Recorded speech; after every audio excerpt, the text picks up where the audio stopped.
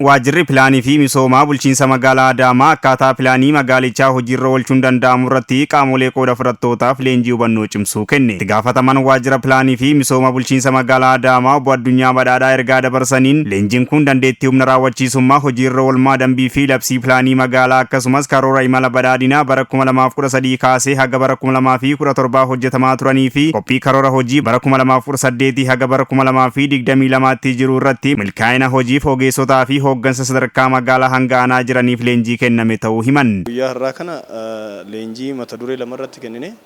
Leenjiin inni tokkoffaan dhimma karooratiin waan wal qabatu keessattuu karoora waggoota 10, waggoota 5 fi akkasumas karoora bara 2018 irratti karoorri imala badhaadhinaa waggoota 5 xumurree jirra.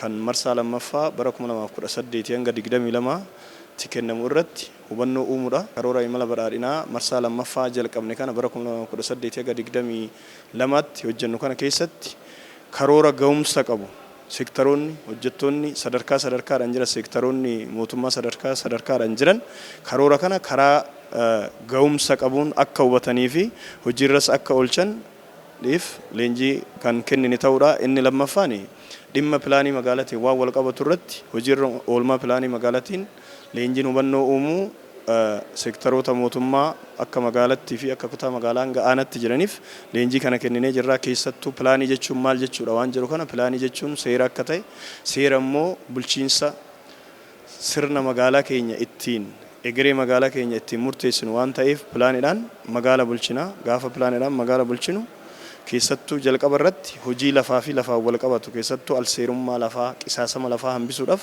pilaaniidhaan hoogganamuu akka qabnu. Milkaa'ina imala badhaadhinaa waggoottan itti aanan ba'an galmaan ga'uu fi magaalaa pilaaniin hoogganamtu uumuuf leenjiin seektaraalee qindoominaa murteessaadha kan jiran obbo Addunyaan kana milkeessuuf immoo sadarkaa hundatti leenjiin dhimma pilaanii magaalichaa irratti kennamuun barbaachisaadha jedhan. Keessattuu pilaanii magaala keenya pilaanii bareedduu fi magaala egeree dhalootaaf taatu uumuudhaaf hundi keenya pilaanii kabajuu kabachiisuu qaamonni sadarkaadhaan jiran pilaan irratti hojjetan taanan keessattuu waajjirri lafaa, waajjirri koonistirakshinii, manni qopheessaa, waajjirri investimentii, steekholdaroonni pilaanii ta'an kun pilaanii lafarra buusuu irrattis ta'e hojiitti hiikuudhaaf pilaanii qofa jennee pilaanii qofaan seera magaalaa keenya kabachiisna osoo hin taane hojiirra oolmaa isaati jechuudha. Inni wanni irratti hojjetamuudha qabu pilaanii qopheessuu isa qophaa'e san hojiitti hiikuu keessattuu amma hojiin magaalaa keenya keessatti hojjetamaa jiru koriidariidhaan wanni wal qabatu keessattuu magaalomsuudhaan wanni wal qabatu hojiin hojjetamaa jiru hojii baay'ee nama boonsudha.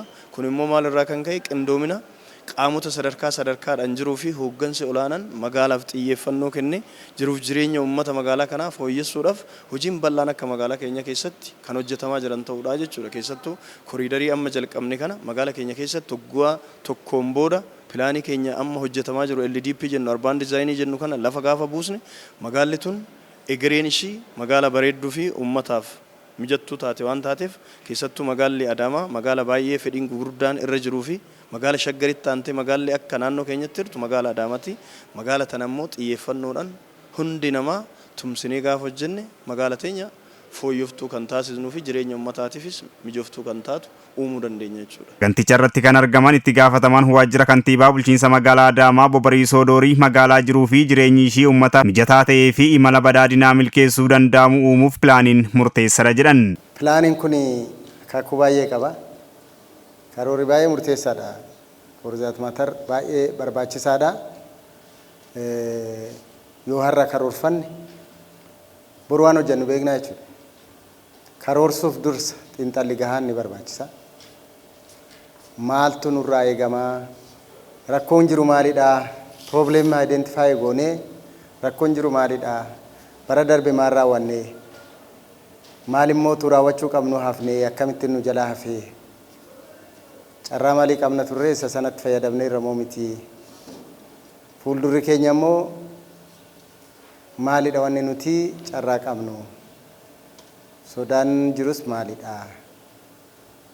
Den akkamittiin wanta kana galmaan geenyaa waan jedhamu barbaachisa jechuudha karoorri. Actually long term ni jira, short term planning ni jira, medium term ni jira. Den karoorri waliigala daandii nuti badhaadhina uummata keenyaa ittiin milkeessuuf deemnu keessaa isa tokkodha. Yeroo ammaa keessa jirru karoora imala badhaadhinaati. Kan biyyi keenya baafattee badhaadhina waloo uummata keenyaa galmaan ga'uudhaaf itti deemaa jirtu. Karoora imala badhaadhinaati. Isa kana galmaan ga'uudhaaf bara 2018 2023 40 isa jenne sana milkeessuudhaaf akka naannoo keenyatti waggaa 5 akka waggaa 25tti. Hirmaattonni leenjichaa gama isaaniitiin yaada kennaniin amma yoo akkatti pilaanidhaan laallamee jedhamu waan baay'ee laalaa jira. Pilaanidhaan waa hunda hojjechuun immootiyyuu pilaanidhaan magaalaan bultu amma naannoo aanaa dagaagaa keessatti iddoo lafa pilaanidhaan bahe irratti yeroo ammaa iddoo bashannanaa galgala naannoo sanitti nama 1000 oliin lakkaa'amutu bakka dhiphaa san irratti bashannanaa jira jechuudha. Kanaaf pilaaniin hoogganamuun bu'aa bal'aa qaba. Faayidaa baay'ee milkaa'ina baay'ee irraa argannaa waan jedhu kaasuun barbaada.